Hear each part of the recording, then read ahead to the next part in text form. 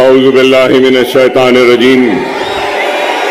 बिस्मिल्लाहिर रहमानिर रहीम। देखकर मेरे जुनून को नाज़ फरमाते हुए, देखकर मेरे जुनून को नाज़ फरमाते हुए मौत शर्माती है मेरे सामने आते हुए। फिर उठूंगा अबर की मानन, बल खाता हुआ, घूमता फिरता, गरजता गूंजता गाता हुआ, वलवलों से बरख की मानन लहराता हुआ, मौत के साए में रहकर मौत पर छाया हुआ, मौत के साए में रहकर मौत पर छाया हुआ। काम है मेरा तगय्युर, नाम है मेरा शबाब, मेरा नारा इत्तेहाद इत्तेहाद इत्तेहाद। ये जोश मलियाबादी के गजल के अशार हैं और जोश साहब से माफी मांगता हूं कि इसमें मैंने कुछ तरमीम की है। और तरमीम कहां की है कि काम है मेरा तगय्युर, नाम है मेरा शबाब, मेरा नारा इनकलाब इनकलाब इनकलाब।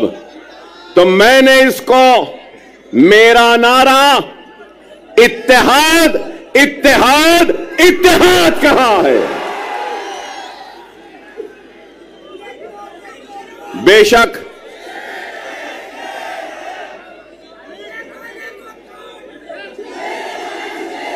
माफ करना, मुझे यह नारा पसंद नहीं। मैं शेर नहीं हूं,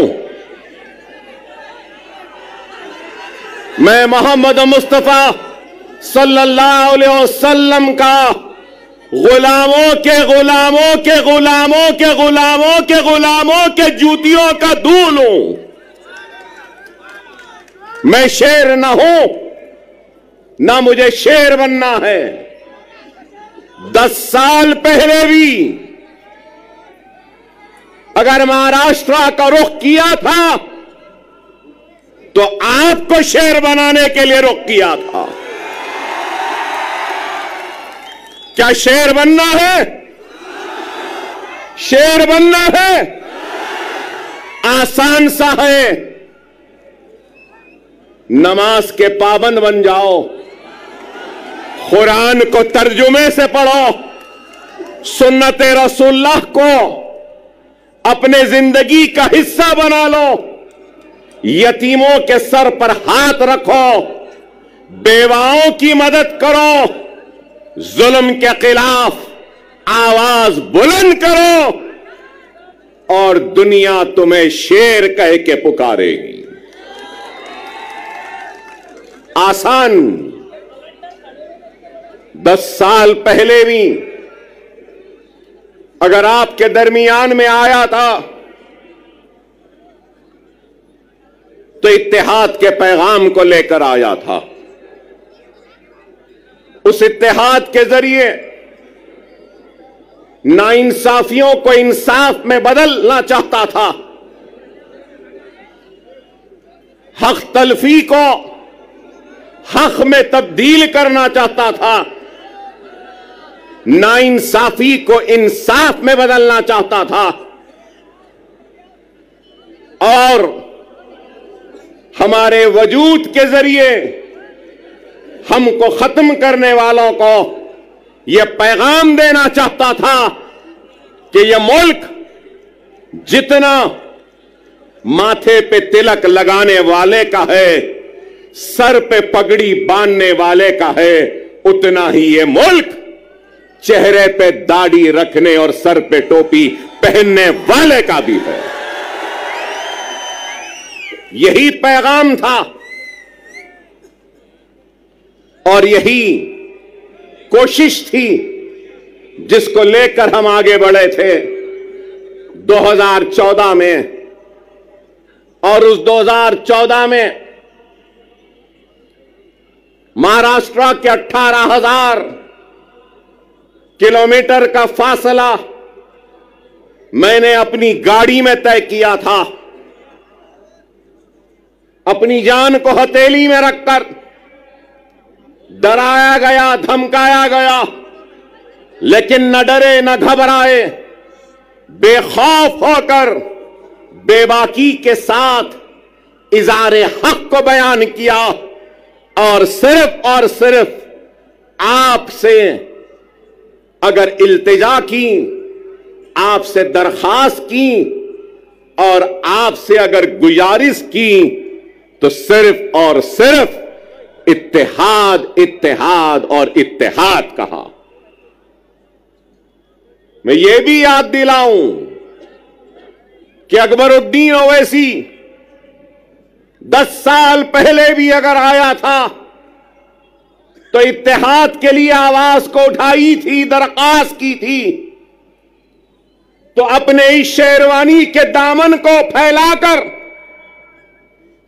अपने कलमगो भाइयों के सामने एक इत्तेहाद का भिखारी बनकर अपनी शेरवानी के इस टुकड़े को आगे बढ़ाया था और यही कहा था कि ये इत्तेहाद का भिखारी आया है, तुम अपने इत्तेहाद की खैरात मेरे दामन में डाल दो।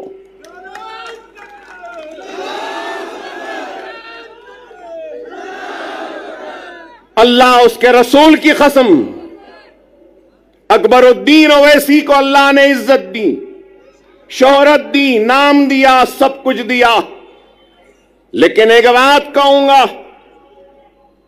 मजलिस इत्तेहादुल मुस्लिमीन के सबसे छोटे और सबसे आखिर का अगर कोई लीडर है तो वह अकबरुद्दीन ओवैसी है। न पहले बड़ा बनने की ख्वाहिश थी, न आज है। मैं तो सबसे छोटा हूं, आप सब मुझसे बड़े हैं और आप इनसे भी बड़े हैं, और इनके बाद और आपके बाद में मैं हूं। इस चीज को याद रखो, इस चीज को याद रखो।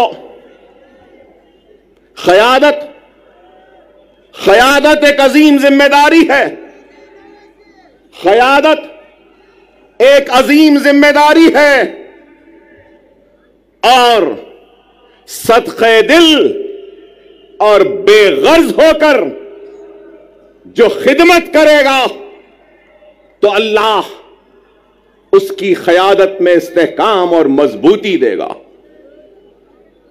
क्योंकि मुझे मेरे वालिद और सालारी मिल्लत ने मुझसे कहा, क़यादत आसान नहीं, अगर क़यादत करना है तो बेगर्ज बन जाओ, तो जब गर्ज वाले की तकलीफ का एहसास होगा, जब तुम्हारी क़यादत में गर्ज आ जाएगा तो फिर वह क़यादत मजबूत नहीं हो सकती। खुदारा इस बात को समझो, मिल्लत की फलाह व बहबूद, मिल्लत की तरक्की, मिल्लत की खुशहाली के लिए अपने जात की खुशियों की कुर्बानी देनी होगी। अगर क़यादत करने का अगर किसी को ज़ौक़ है या शौक़ है,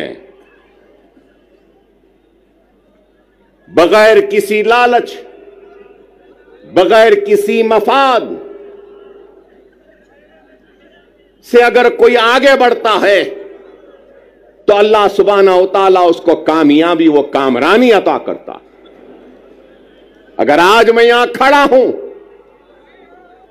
तो लोग समझेंगे कि 10 बरस बाद अकबरुद्दीन ओवैसी यहां आया है, तो याद दिलाना चाहता हूं, 10 बरस पहले इम्तियाज जलील नहीं थे, 10 बरस पहले वारिस पठान नहीं थे, 10 बरस पहले हमारे मालेगांव के एमएलए साहब नहीं थे, मुफ्ती साहब नहीं थे।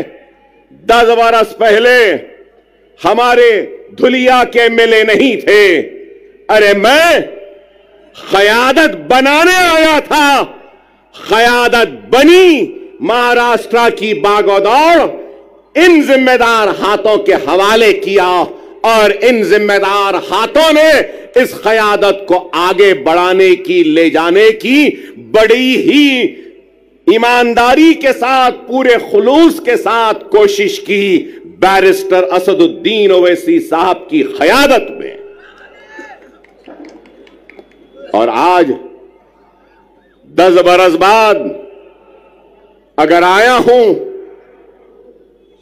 तो इस क़यादत को मजबूत करते हुए, इनको आगे बढ़ाकर इनके पीछे मजलिस के झंडे को थामने के लिए आया हूं। अकबरुद्दीन ओवैसी को कभी किसी चीज की ख्वाहिश व हसरत नहीं, हर वक्त यही पैगाम वो दावत देता रहा, आज भी दे रहा हूं। आपकी सरजमीन से आओ, काबिल नौजवानों से दरखास्त है, नेक लोगों से दरखास्त है, वुकलाओं से, डॉक्टरों से, इंजीनियर से, मिल्लत का दर्द रखने वालों से इल्तिजा है, आओ, जज्बे को लेकर आओ, दियानत के साथ आओ, इखलास के साथ आओ, खुलूस के साथ आओ। मैं अपनी कुर्सी पर तुमको बिठाऊंगा और तुम्हारे कदमों के पास खुद बैठ जाऊंगा। जमाती जिंदगी में शख्सियतों की अहमियत नहीं होती, याद रखो। शख्सियतें आती रहेंगी, जाती रहेंगी, जमात कायम व दायम रहेगी। जमात की अहमियत है, अकबरुद्दीन ओवैसी की भी अहमियत नहीं है, जमात की अहमियत है और ये इत्तेहाद की अहमियत है। अगर ये इत्तेहाद है, जमात है, तो यकीन मानो हम शेर हैं। अगर ये इत्तेहाद नहीं, जमात नहीं, तो फिर कुछ भी नहीं। खुदारा समझो, आज इंतखाबात का वक्त है।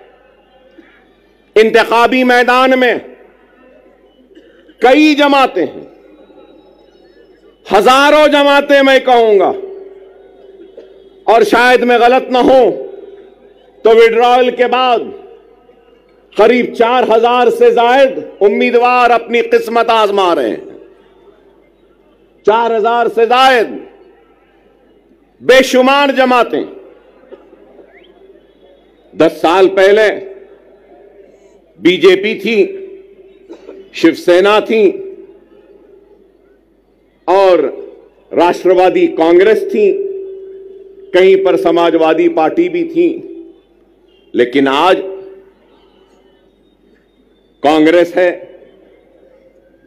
2 एनसीपी है, पवार एनसीपी, शरद पवार, अजित पवार एनसीपी, 2 शिवसेना है, शिंदे सेना, ठाकरे सेना।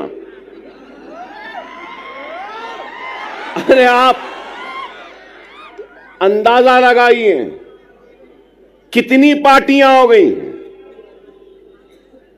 मेरा एक ही सवाल है, हिंदुत्व पे अमल करने वाली जमातें, शिवसेना, भारतीय जनता पार्टी, सही है ना? हिंदुत्व। अब हिंदुत्व की आइडियोलॉजी पे कायम रहने वाली शिवसेना के 2 टुकड़े हो गए 2 टुकड़े। आइडियोलॉजी तो दोनों की है एक ही। अब सवाल यह है कि कांग्रेस ने उद्धव ठाकरे से इत्तेहाद किया, पवार ने उद्धव ठाकरे से इत्तेहाद किया और एक 3 पार्टियों का एक गुट बना। तो मैं ये पूछना चाहता हूं, उद्धव ठाकरे जी, क्या आप हिंदुत्व का सबक राहुल और प्रियंका गांधी को पढ़ाने में कामयाब हो गए या नहीं हुए? मेरा सवाल है, राहुल व प्रियंका, क्या आप कांग्रेस के सेक्युलरिज्म का सबक पढ़ाने में उद्धव ठाकरे को कामयाब हुए या नहीं हुए?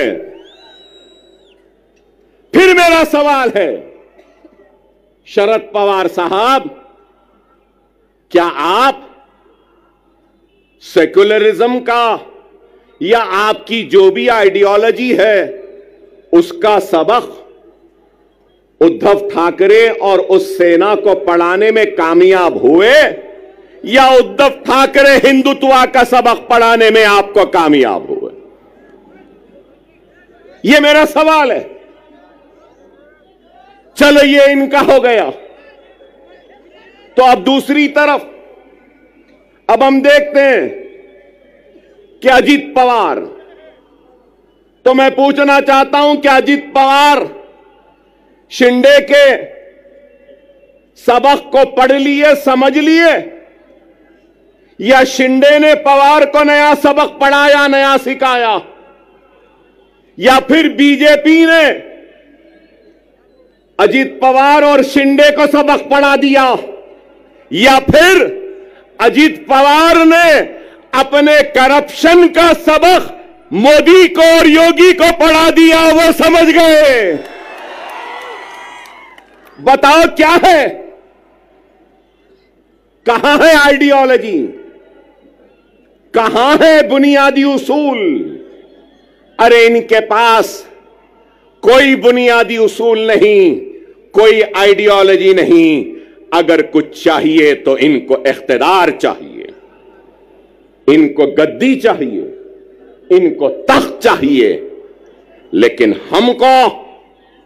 हम क्या समझते हैं? जो लोग ये समझ रहे हैं कि मजलिस इत्तेहादुल मुस्लिमीन वो इम्तियाज जलील औरंगाबाद से नाकाम हो गए और वो कामयाब हो गए, तो उन अहमकों को, उन नादानों को, उन नासमझों को ये कहना चाहता हूं, मजलिस इत्तेहादुल मुस्लिमीन वो है जो दिलों को फतेह करती है। हकीकी फातेह वो नहीं जो जीते और जमीन को फतेह कर ले। हकीकी फातेह वो होता है जो दिलों को जीतता है और दिलों को फतेह करता है। हमारा काम दिलों को जीतना है, दिलों को फतेह करना है। हमारा काम इख्तिदार के कुर्सियों पर बैठकर मजे लूटना नहीं है। हम सच्चे दिल से, सदके दिल से अवाम की तर्जुमानी करते हैं, उनके मसाइल को उठाते हैं, चाहे ऐवान पार्लियामेंट हो या ऐवान असेंबली हो। मजलिस इत्तेहादुल मुस्लिमीन मसाइल को उठा रही है। मजलिस इत्तेहादुल मुस्लिमीन बेशक मुसलमानों की आवाज बनती है, मुसलमानों के मसाइल को उठाती है, लेकिन उसके साथ हर मजलूम की आवाज भी बनती है, दलितों की भी आवाज बनती है, तो हर किसी की आवाज बनती है। बैकवर्ड क्लास की बनती है, ओबीसी की बनती है, मराठा समाज की बनती है, तो हर समाज की आवाज बनती है। बेशक अकबरुद्दीन ओवैसी मुसलमान है, मैं ला इलाहा इल्लल्लाह मुहम्मदुर रसूलुल्लाह कलमा पढ़ने वाला मुसलमान हूं। मुझे नाज है मुसलमान होने पर, तो मुझे फख्र है हिंदुस्तानी होने पर। मैं फख्र से कहता हूं कि मैं हिंदुस्तानी हूं। हम हर एक के मसाइल उठाते। यहां पे बैठे हमारे दलित समाज के लोग हैं, दूसरे समाज के लोग हैं, बैकवर्ड क्लासेस के हैं, मुसलमान भी हैं, हर कोई है। मैं यही बात कहना चाहता हूं, हां, मुसलमान की आवाज बनकर हम मुसलमान के मसाइल को उठाते हैं। मैं उठाता हूं, मुझे शर्मिंदगी नहीं है इस बात का इकरार करते हुए कि मुसलमान हूं, मुसलमानों की आवाज बनता हो, मुसलमान की तकलीफ को बयान करता हो, मुसलमान की हक तलफी पे लड़ता हो, मुसलमान की हक की लड़ाई लड़ता हो और नाइंसाफी पर आवाज को बुलंद करता हो। इसलिए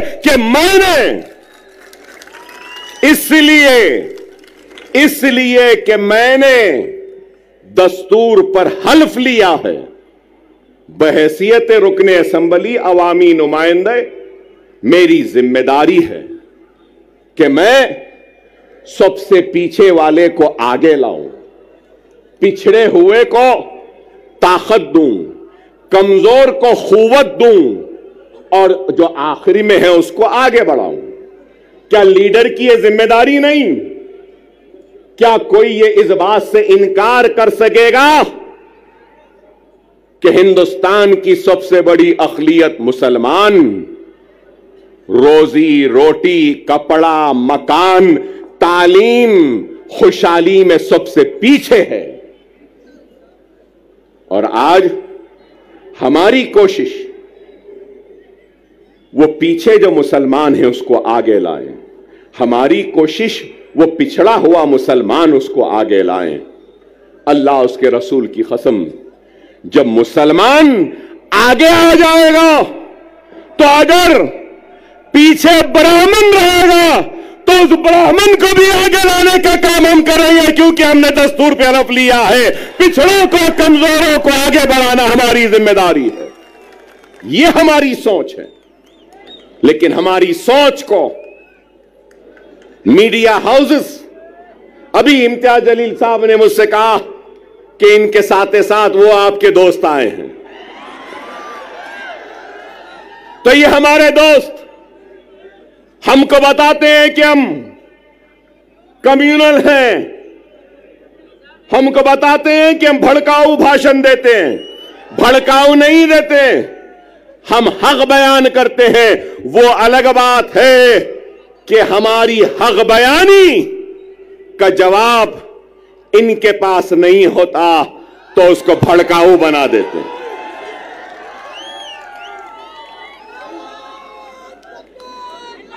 आज ही मैंने किसी न्यूज चैनल में देखा जिसमें योगी आदित्यनाथ ने अपनी तकरीर में कहा कि बटोगे तो कटोगे। लोग काफी एतराज कर रहे हैं उस बात पर, मगर मैं ये कहूंगा,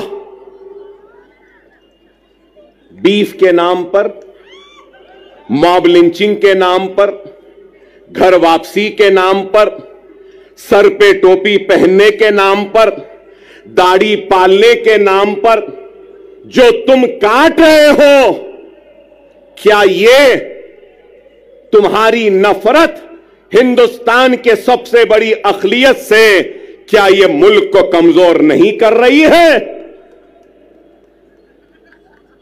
इसका जवाब दो मुझे।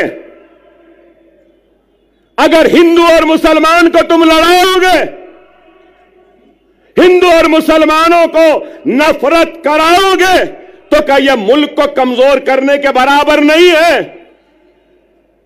और अगर मैं कह रहा हूं, मैं अकबर ओवैसी मुसलमान, ला इलाहा इल्लल्लाह मोहम्मद रसूलुल्लाह कलमा पढ़ने वाला मुसलमान इस मुल्क का किराएदार नहीं है। मैं कह रहा हूं, नरेंद्र मोदी, ऐ योगी, जितना तेरा हिंदुस्तान है उतना मेरा भी हिंदुस्तान है। हिंदुस्तान ना तेरी जागीर है ना मेरी जागीर है। हिंदुस्तान हिंदू मुस्लिम सिख ईसाई पारसी हर मजहब के मानने वालों का है। मजहब भगवान अल्लाह गॉड को नहीं मानने वाले का भी है, किसी एक का नहीं है। हम ये बात कहते हैं तो इनको बुरा दिखता है। अरे इस मुल्क का सबसे बड़ा मसला क्या है? बेरोजगारी। इस मुल्क का सबसे बड़ा मसला क्या है? महंगाई। इस मुल्क का सबसे बड़ा मसला क्या है? हर 2 मिनट 3 मिनट को रेप होते हैं। इस मुल्क का सबसे बड़ा मसला क्या है? ग्रेजुएट्स को नौकरियां। इस मुल्क का सबसे बड़ा मसला क्या है? मुल्क की कमजोर इकोनॉमी को मजबूत करना। इस मुल्क का सबसे बड़ा मसला क्या है? पेट्रोल डीजल गैस की बढ़ती हुई कीमतों को नीचे लाना। इस मुल्क का सबसे बड़ा मसला क्या है? रुपये की गिरती हुई कदर को ऊंचा करना। आप बताओ, क्या बेरोजगारी को दूर करने कुछ हो रहा है? महंगाई को दूर करने कुछ हो रहा है? क्या बेघर लोगों को घर देने के लिए कुछ हो रहा है? कुछ नहीं हो रहा है। सिर्फ इस मुल्क को मजहब के नाम पर बांटने की बात कर रहे हैं। योगी की तकरीर को मैंने सुना, बटोगे तो कटोगे कहां? उसके बाद कहा कि जात पात की सियासत। अरे जात पात की सियासत बोलने वाले, तू ये क्यों नहीं कहता कि मजहब की सियासत नहीं करनी चाहिए? यह बात क्यों नहीं कहते? ये तो मजहब की सियासत करेंगे, नफरत के बीज को बोते जाएंगे, असल मसाइल से तवज्जो हटाते रहेंगे। अगर कुछ है तो तलाक़ सलासा। अरे तलाक़ सलासा मसला नहीं है, हर मिनट में होने वाला एक रेप, यह हिंदुस्तान का सबसे बड़ा मसला है। एक औरत रात के अंधेरे में घूम नहीं सकती, खेतों में उसकी इज्जत और इस्मत को लुटेरे लूट रहे हैं, यह मसला है।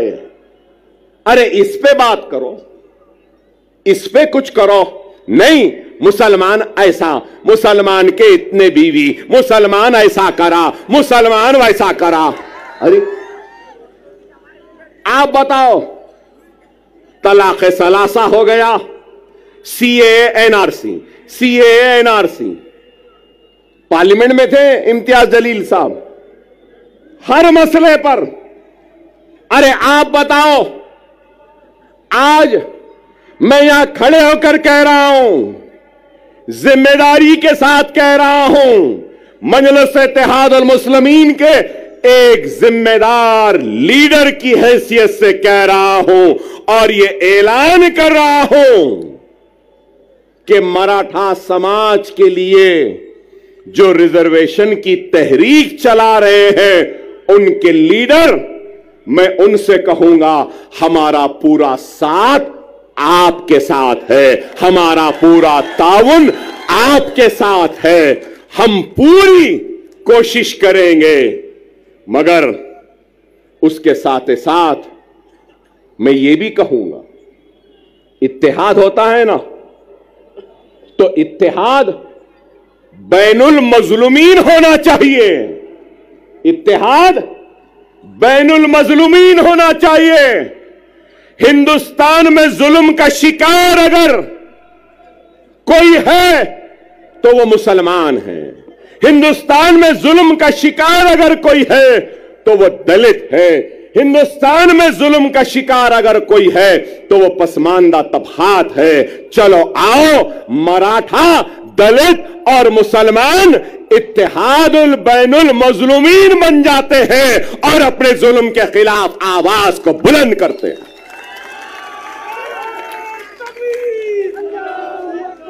मगर मेरी बात खत्म नहीं हुई। मैं हमारे मराठा समाज के बड़े लीडर जो एहतजाज कर रहे हैं, भूख हड़ताल में बैठे हैं, उनसे कहना चाहता हूं, सिर्फ जरंगे पाटिल साहब से सिर्फ मराठा समाज पिछड़ा हुआ नहीं है, पूरा मराठवाड़ा भी पिछड़ा हुआ है। क्या मराठवाड़ा पिछड़ा हुआ नहीं है? क्या मराठवाड़ा का हिस्सा पूरा सबसे पीछे नहीं है? महाराष्ट्र के 3 हिस्से, एक हिस्सा है मुंबई, पूना, ये सारी चीजों का, दूसरा हिस्सा है विदर्भ का, तीसरा हिस्सा है मराठवाड़े का। इन तीनों हिस्सों में सबसे पिछड़ा, सबसे पीछे कौन है? मराठवाड़ा है। चलो मराठवाड़ा की रिजर्वेशन के साथ हम मराठवाड़ा की खुशहाली के लिए भी जिद्दोजहद करते हैं। 30 साल पहले यहां बैठे हैं मेरे मराठा भाई बहुत हैं। जब मैं मराठा भाई कहता हूं तो सिर्फ मुसलमान, सिर्फ हिंदू मराठा नहीं होता, मुसलमान भी मराठा है, दलित भी मराठा है, और मराठवाड़ा में रहने वाला हर कोई मराठा है। अब मैं कहता हूं 30 साल हुए, मीडिया वालों जरा तवज्जो, 30 साल हुए, 30 इयर्स, 30 साल हुए। क्रिएशन मतलब एक कॉन्स्टिट्यूशनल बॉडी बनाई गई।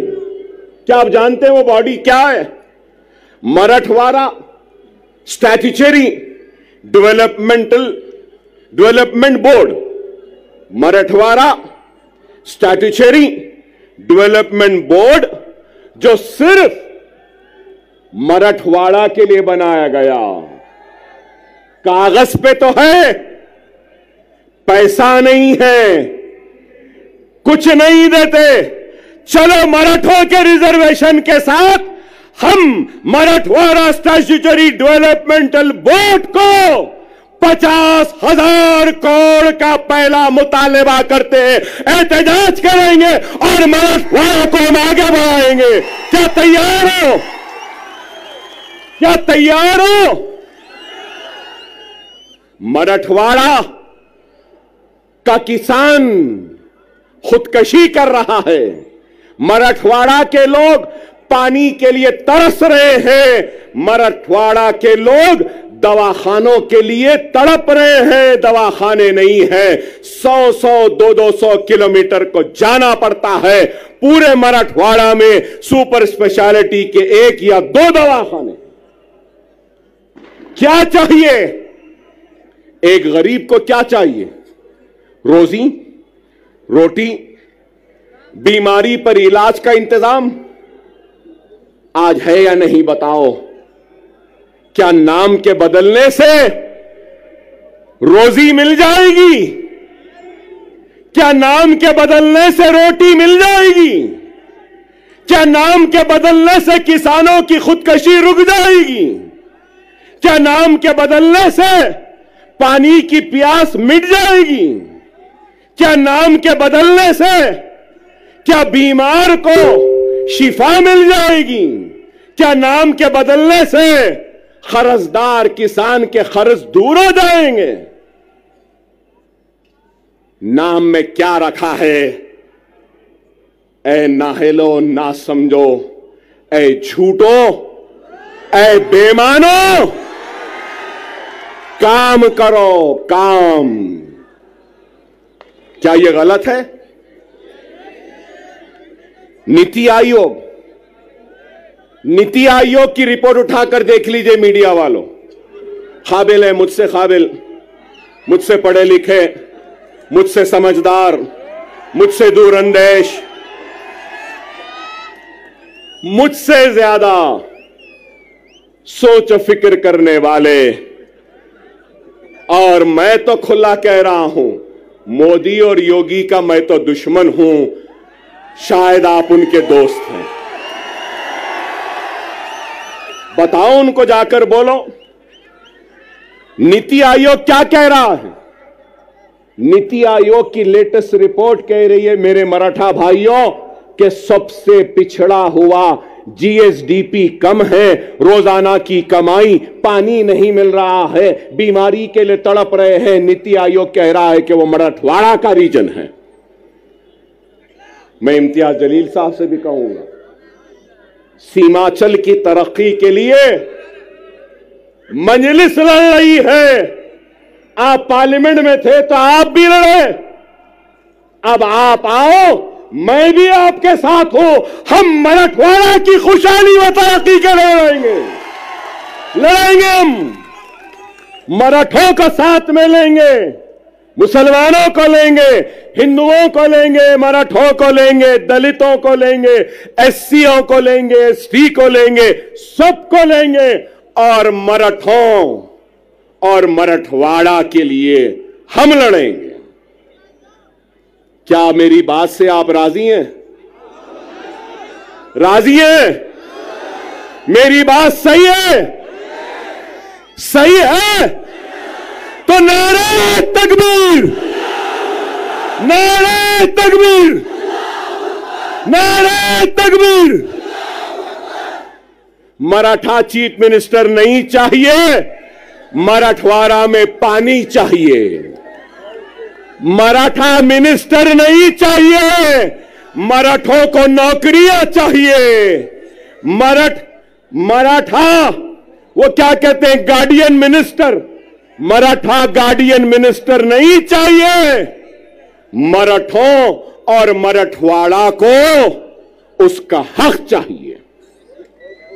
ये हम चाहते हैं, ये हमारी सोच है, ये हमारी फिक्र है। मैंने आपसे पहले भी कहा कि क्या उद्धव ठाकरे अपना सबक पढ़ाने में कामयाब हो गए या नेहरू गांधी खानदान अपना सबक पढ़ाने में कामयाब हो गए? मेरी इस बात को याद रख लो, अपने वोट की अहमियत को समझो।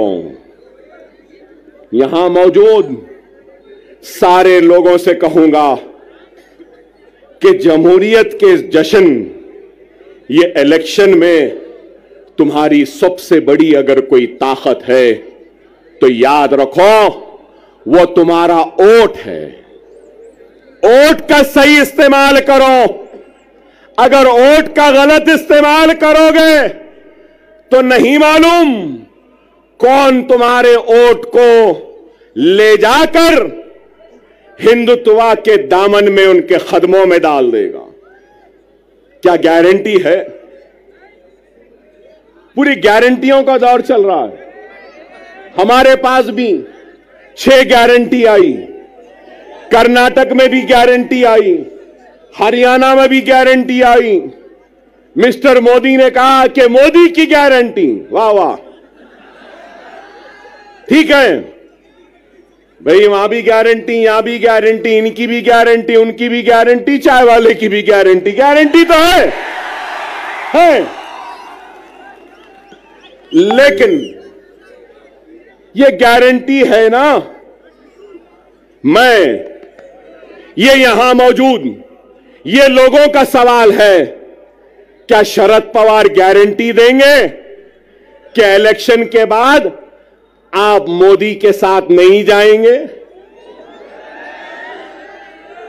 देंगे? क्या अजीत पवार साहब आप गारंटी देंगे कि इलेक्शन के बाद आप शरद पवार के पास दोबारा वापस नहीं जाएंगे? क्या उद्धव ठाकरे आप गारंटी देंगे कि इलेक्शन के बाद आप फिर चाय वाले के पास चाय की प्याली लेके नहीं जाएंगे? क्या शिंदे गारंटी देंगे कि इलेक्शन के बाद वो ठाकरे के पास दोबारा नहीं जाएंगे?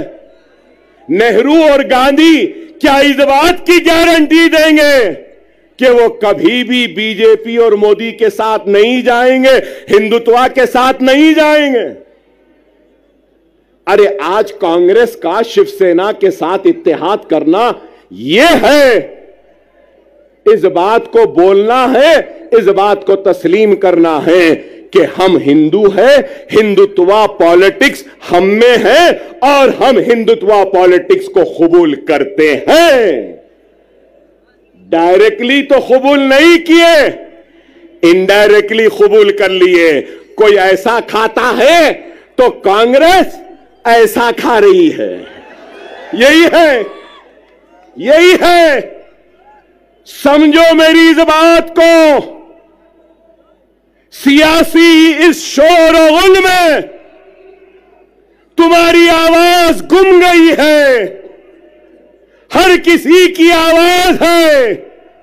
राव की आवाज है, रेड्डी की आवाज है, पाटिल की आवाज है, पटेल की आवाज है, गांधी की आवाज है, पवार की आवाज है, हर किसी की आवाज है। अगर आवाज नहीं है तो ला इलाहा इल्लल्लाह मुहम्मदुर रसूलुल्लाह कलमा पढ़ने वाले की आवाज नहीं है। और मैं इस सियासी शोर व गुल में नारे तकबीर अल्लाह अकबर की आवाज को फिजाओं में गुंजाने के लिए जोरदार नारा लगाने के लिए आया हूं। अपनी जात के लिए नहीं आया हूं। मैं तुम्हारी इज्जत के लिए आया हूं, तुम्हारे वक़ार के लिए आया हूं, तुम्हारे वजूद का एहसास दिलाने के लिए आया हूं कि हम जिंदा हैं, हम मुर्दा कौम नहीं है।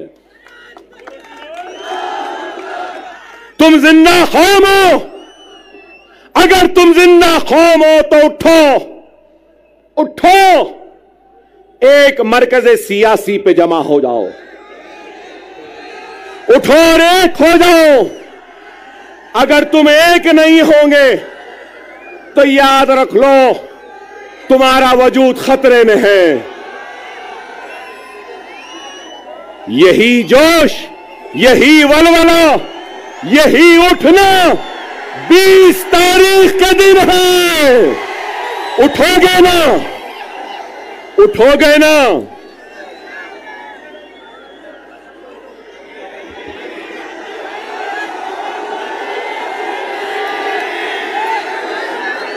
(9:45)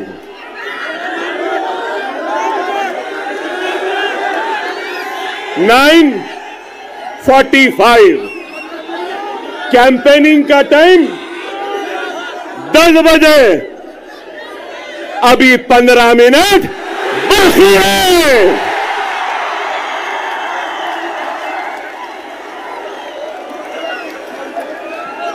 अरे भाई 15 मिनट बाकी है, सब्र करिए। ना वो मेरा पीछा छोड़ती है, ना मैं उसका पीछा छोड़ सकता हूं। चल रही है, मगर क्या गूंज है। नारे तकबीर, नारे तकबीर, नारे तकबीर। अल्हम्दुलिल्लाह, अल्हम्दुलिल्लाह। खुदारा मेरी बात को समझो, वक्त नाजुक है। हमारा सबसे अव्वलीन फरीजा क्या है? क्या है? महाराष्ट्र में बीजेपी और शिंदे सेना और अजीत पवार के हुकूमत को शिकस्त देना, हराना है।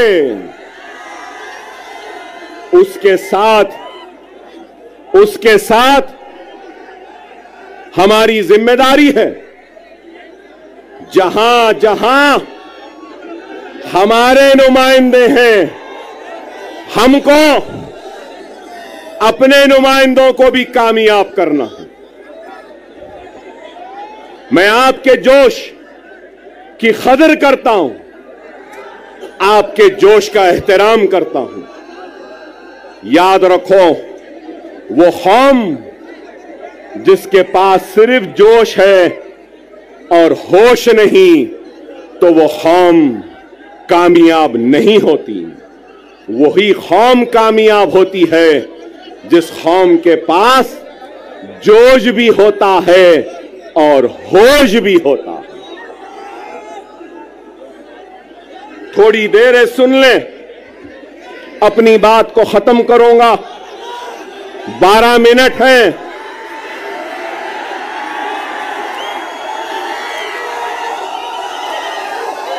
सब्र से सुने,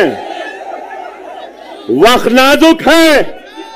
मेरा पैगाम है तुमसे कि हिंदुस्तान के तुम किराएदार नहीं, तुम हिंदुस्तान के बराबर के शहरी हो और तुम्हारे हक की लड़ाई लड़ने के लिए आया हो। तुम्हारा ताउन चाहिए, तुम्हारी दुआएं चाहिए, तुम्हारा साथ चाहिए, तुम्हारा जोश साथ चाहिए, तुम्हारा होश चाहिए।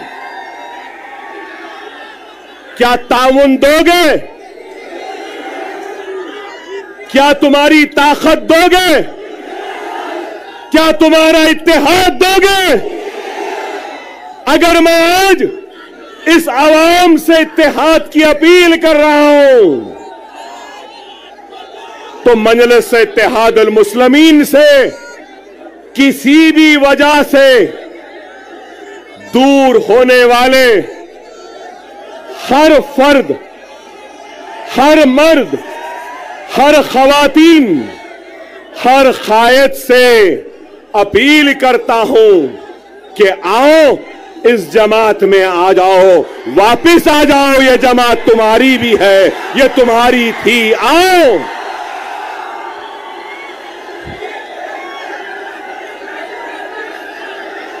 हर वो शख्स, हर वो मजलिस का चाहने वाला किसी वजह से नाराज है, किसी वजह से दूर है, तो अकबरुद्दीन ओवैसी यहां खड़े होकर अपनी जमात और अपने इन कायदीन की तरफ से मैं माफी चाहता हूं, मगर ये कहना चाहता हूं कि खुदारा अपनी जात के लिए, अपने खुद के नफ्स के लिए जमात को कमजोर न करो। मैं नहीं रहूंगा, तुम नहीं रहोगे, लेकिन जमात कायम व दायम रहेगी। खुदारा, खुदारा आओ, हम अपने कुर्सियां तुमको देने तैयार। बहुत से उलमा, मशाइखीन, वुकला, डॉक्टर्स, इंजीनियर, रोजमर्रा की मजदूरी करने वाला एक मजदूर या कोई भी मेरा भाई, कलमगो भाई जो मुझसे नाराज है, मैं उससे अपील करता हूं कि आ जाओ। ये वक्त है, ये वक्त है 2 मिनट की खामोशी।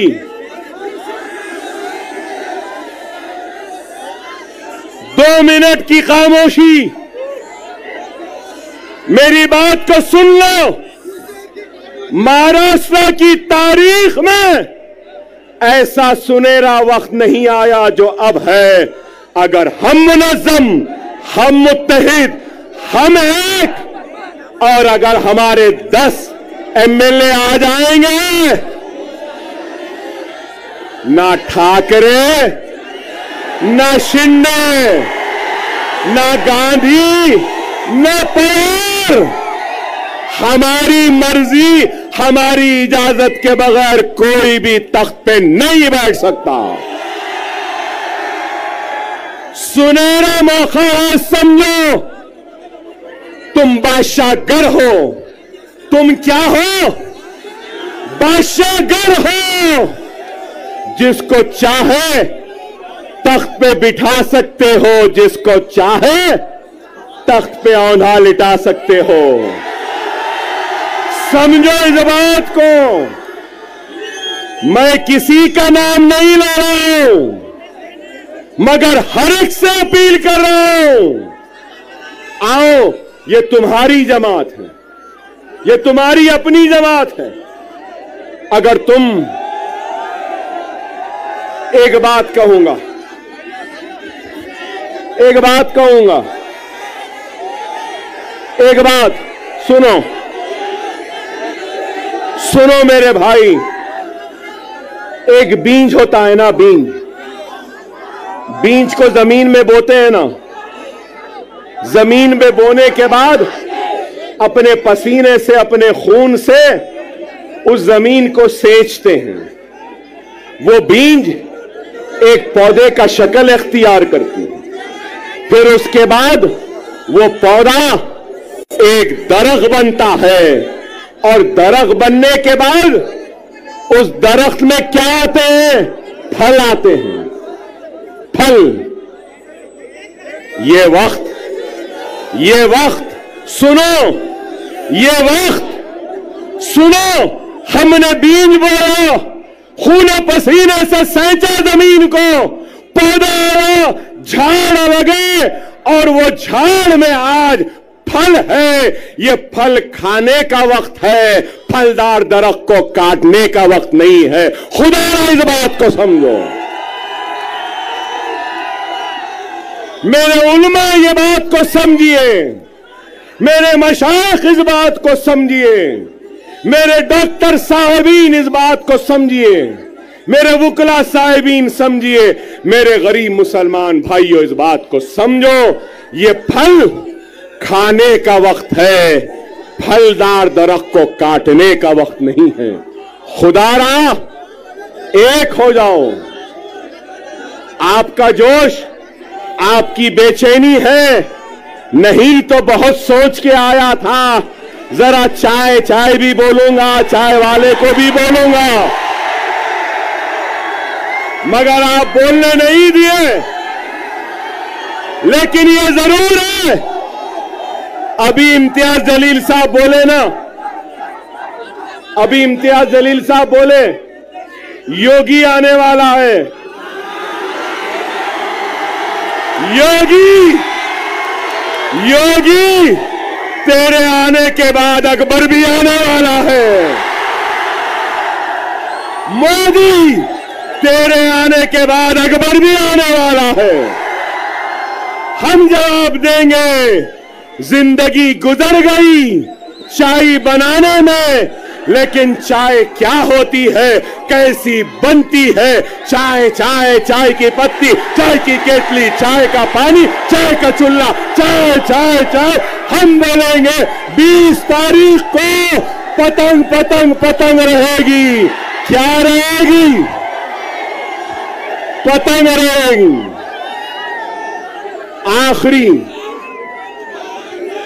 आखिरी अहम बात, आखिरी अहम बात, 10 साल के बाद आया था, अल्हम्दुलिल्लाह जोश तो आज भी है बाकी। 10 साल बाद आया, लेकिन वलवला आज भी बाकी है। 10 साल बाद आया, मगर तुम्हारे जोश ने मुझे और जवान बना दिया। वादा है, वादा है, महाराष्ट्र की सियासत में इम्तियाज जलील और दूसरों के साथ अकबरुद्दीन ओवैसी भी अब खांधे से खांधा मिलाकर खड़ा रहेगा। औरंगाबाद हो, नांदेड़ हो, उस्मानाबाद हो, या शोलापुर हो, या मुंबई हो, अब अकबरुद्दीन ओवैसी आता रहेगा, जाता रहेगा, हर ओर पर नजर डालेगा। जिंदगी में मैंने कभी भी वोट नहीं मांगा। मैं 6 इलेक्शन जीत गया। कितने? 6। अब 30 बरस होते हैं। मगर आपसे कहूंगा, आप इस इलेक्शन में मजलिस के साथ साथ इम्तियाज जलील और नासिर साहब के साथ साथ और हमारे दलित भाई के साथ साथ आप अपना वोट अकबर ओवैसी को भी दे रहे हो। आपकी हर तकलीफ में अकबर ओवैसी आएगा, आपके हर दुख में आएगा, आपके साथ रहेगा। इंशाअल्लाह ताला हम 20 तारीख को आसमान में सिर्फ पतंग पतंग पतंग पतंग पतंग पतंग पतंग रहेगी। नारे तकबीर, नारे तकबीर, नारे तकबीर।